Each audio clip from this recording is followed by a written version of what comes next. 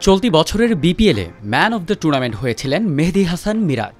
খুলনা টাইগার্সের হয়ে ব্যাট হাতে ৩৫৫ রান করার পাশাপাশি বল হাতে ১৩ উইকেটও নিয়েছিলেন এই অলরাউন্ডার। সেই মিরাজকেই আপাতত জাতীয় দলের টি-20 ফরম্যাটে না রাখার পরিকল্পনা করে আসছিল বিসিবি, কিন্তু তা আর হলো না। আবারও টি-20 দলে ফিরে এলেন মিরাজ।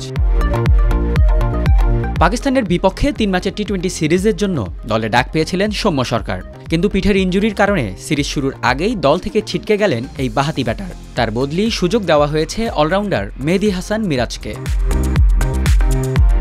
গত এক সপ্তাহ ধরেই পিঠের নিচে ডান দিকের অংশটায় ব্যথা অনুভব করে আসছিলেন সৌম্য।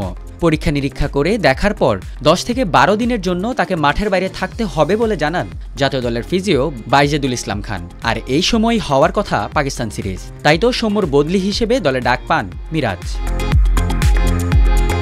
বিসিবির ক্রিকেট পরিচালনা বিভাগের চেয়ারম্যান নাজমুল আবেদিন ফাহিম মনে করেন, টি-20তে ব্যাটিং ঠিক থাকলেও বোলিংয়ে খুব একটা কার্যকরী নন মিরাজ।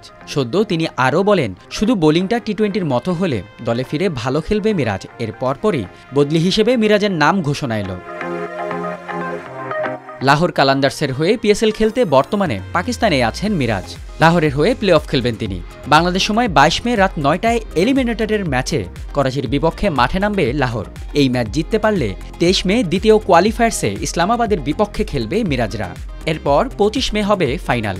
পিএসএল ম্যাচ শেষ হলে সেখান থেকেই যোগ দেবেন দলের সঙ্গে।